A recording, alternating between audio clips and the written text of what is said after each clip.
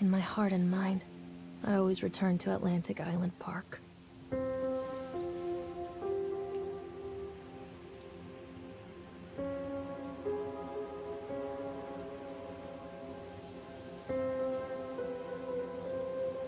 Where's Mr. Bear? I haven't seen Mr. Bear, Callum.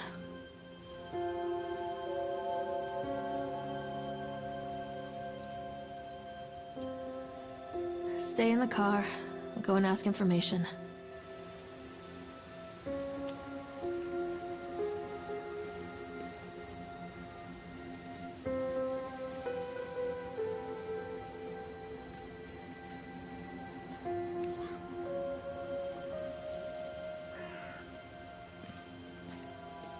Attention, patrons. The park is now closed.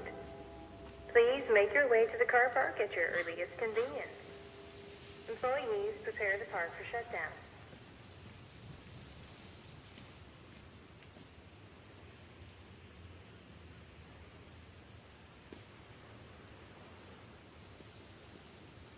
Callum was born the day this place opened.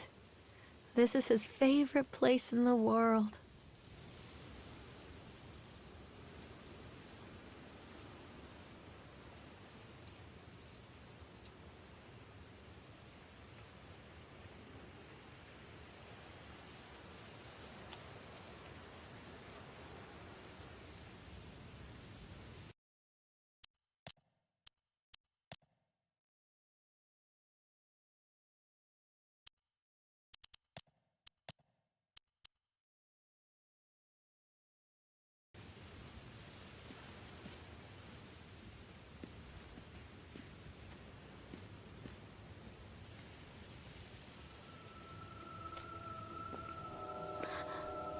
What?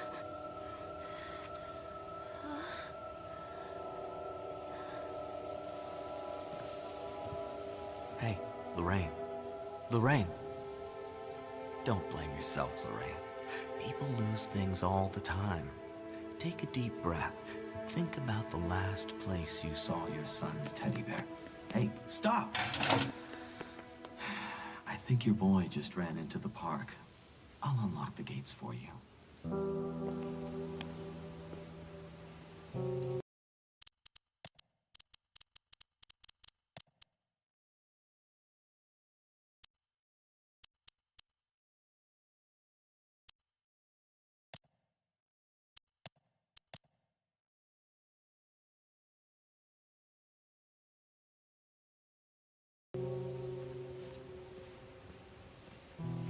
Callum, where are you going?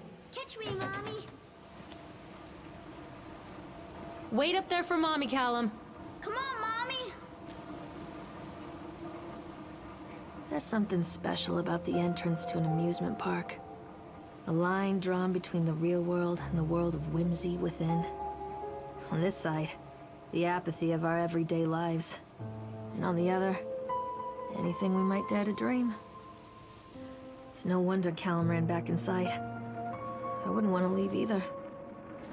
Attention, employees. The park is now closed. Have a safe journey home.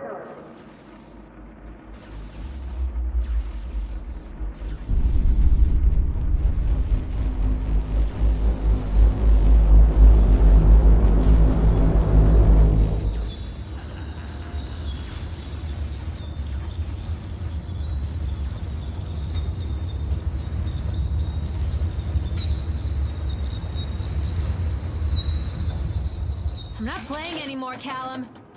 Oh, God. The park. What happened here? You can't catch me. Callum?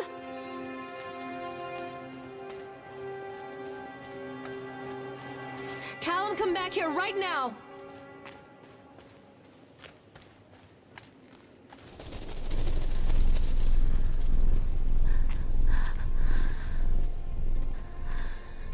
Stop, Callum!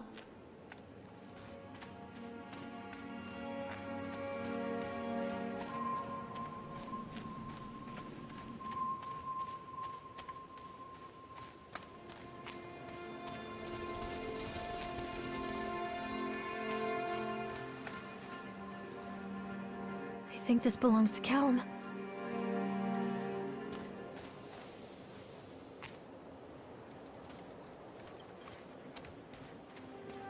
Hello? Over here. Come to Mommy, Callum. This way.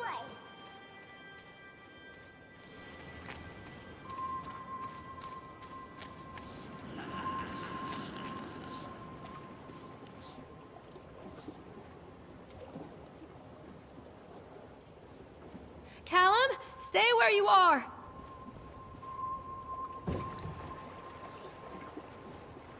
Don't hide from me, Callum. Come on, Mommy.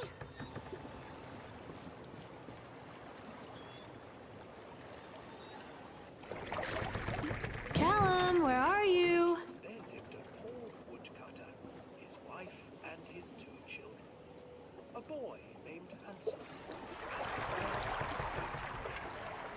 They were very poor and had very little to bite or suck.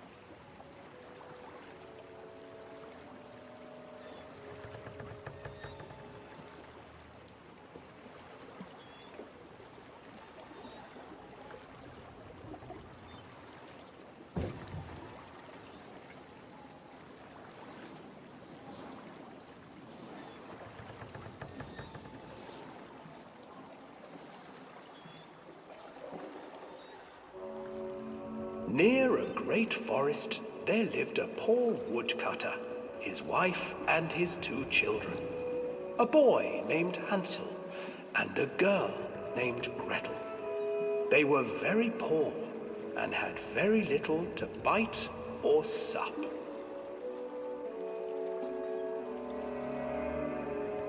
What will become of us? The woodcutter asked his wife one night. I tell you what, husband, we will take the children into the thickest part of the forest tomorrow and abandon them there. No, my wife, I cannot do that, said the man. Then we will all 4 starve, you fool. Hansel and Gretel overheard their parents talking, and Gretel began to weep.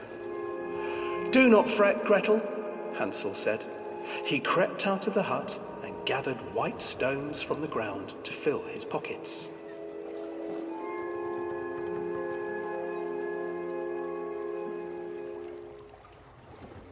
The next morning, the woodcutter leads the children into the forest.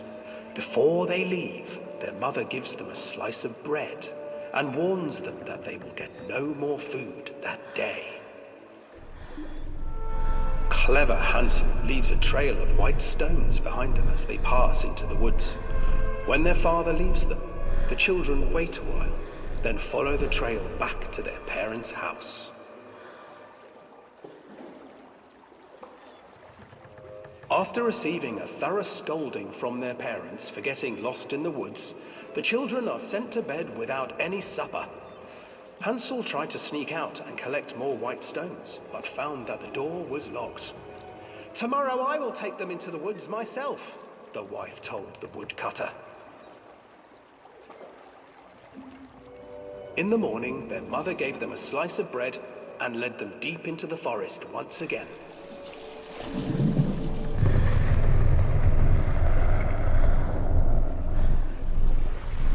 Hansel broke his bread into pieces and left a trail of breadcrumbs to lead them safely home. But hungry-eyed birds snatched up the breadcrumbs and his trail was destroyed.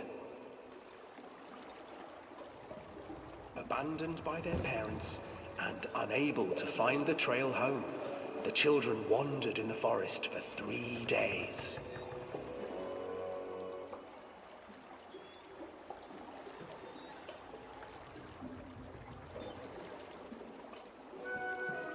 The children stumbled into a clearing with an exceedingly strange house.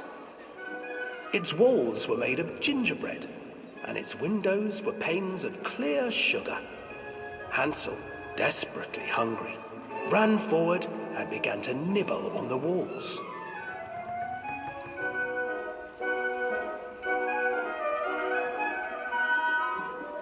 Nibble, nibble, little mouse. Who is nibbling at my house?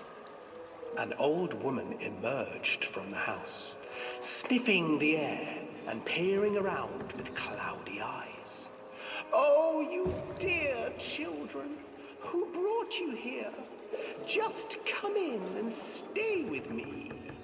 No harm will come to you." But Hansel and Gretel stayed back, for the old woman reminded them of their cruel mother.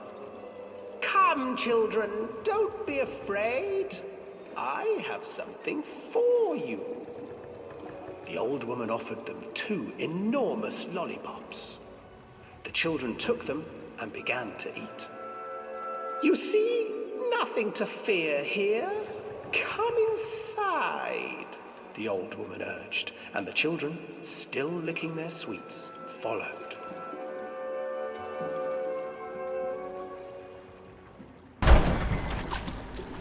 Once inside the house, the old woman changed.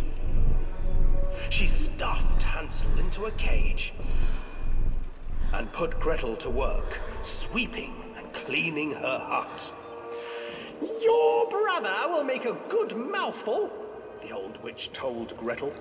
"Once he is fattened up, I shall feast upon him."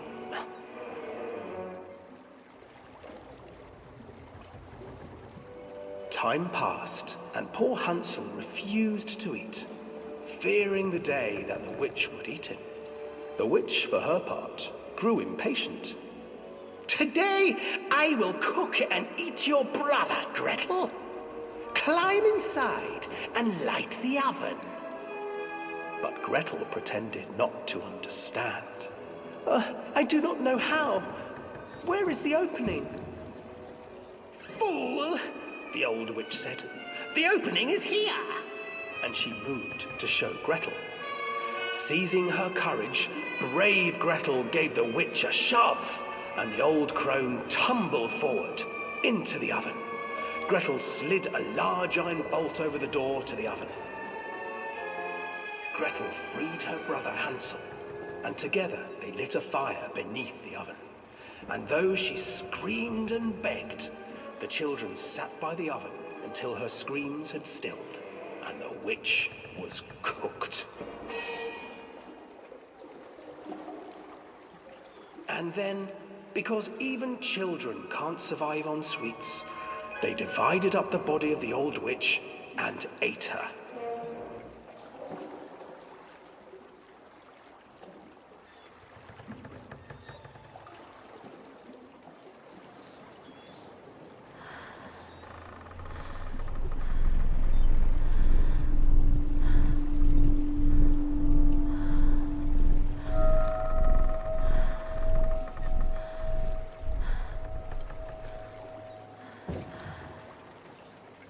Where did you go? Alan, where did you go?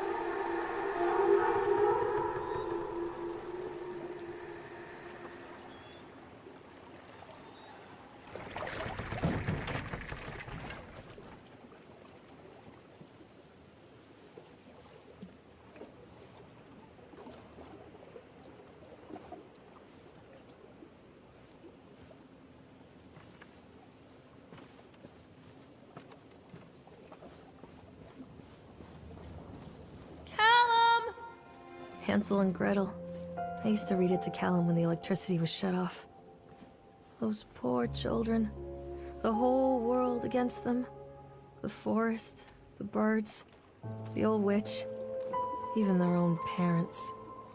I used to imagine that Callum and I were the kids in that story. Not mother and son, but brother and sister, hand in hand against the unkind world. We were always hungry, looking for our own house made of candy. Looking for the sweetness that could take the pain away. Hunger leads people to desperate, terrible places where the tree branches reach like claws.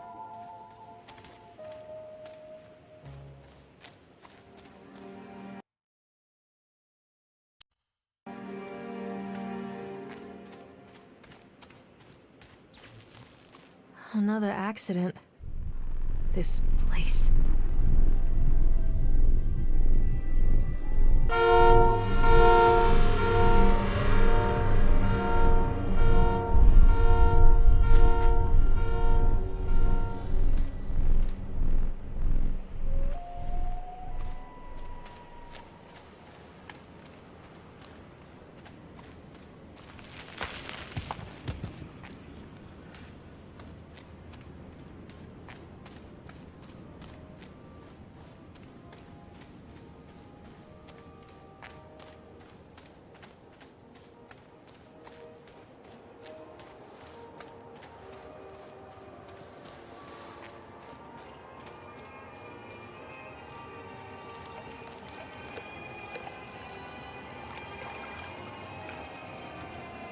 This old thing used to make the blood run to my head. Make me dizzy. The guy just snapped. Those poor kids.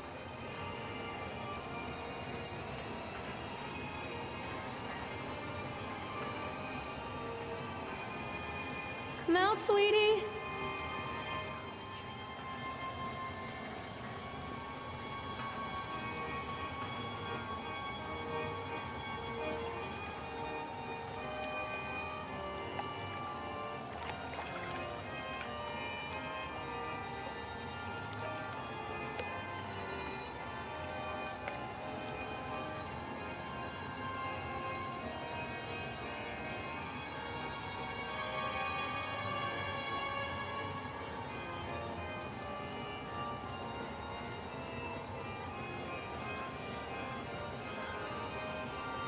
Callum! I can't get on while it's moving. I can't get on while it's moving. I can't get on while it's moving. Oh, I remember this. Treachery hides in thoughts. Treachery that lashes like a whip and scars our insides. The first time I saw Callum, my thoughts betrayed me. I looked down at this wrinkled, red, bawling thing and I thought, is that it? We build our world from expectations, and the world that I had built for Callum was no different. He was so real, so there, and so far from my expectations. And they shattered, and as they fell in pieces, that one treacherous thought became a new foundation. All of the love that we shared, all of the warmth and goodness that followed, built on a single, traitorous thought. Stop! Callum! This way.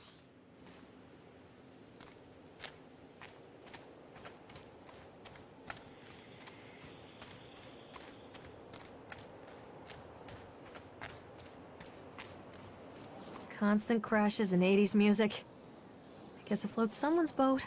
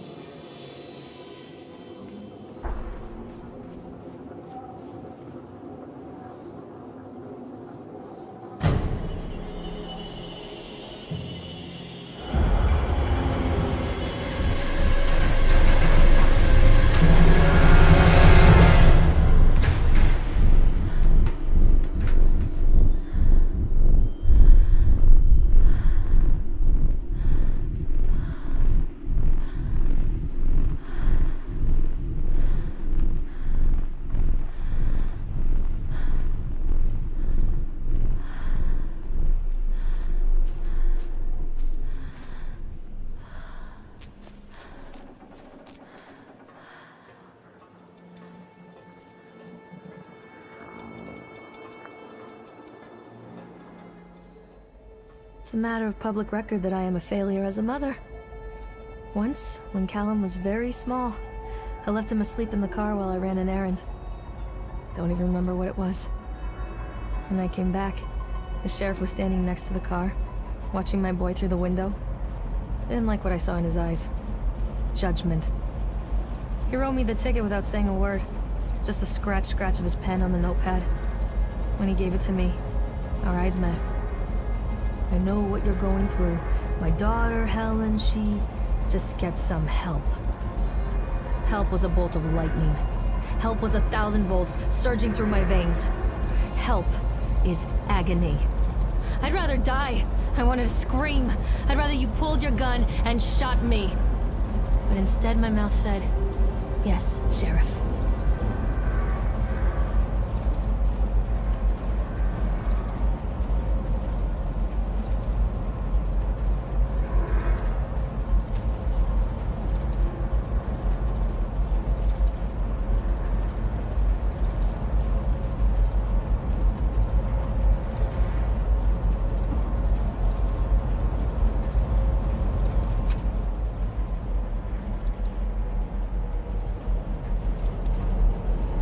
Can't get on while it's moving.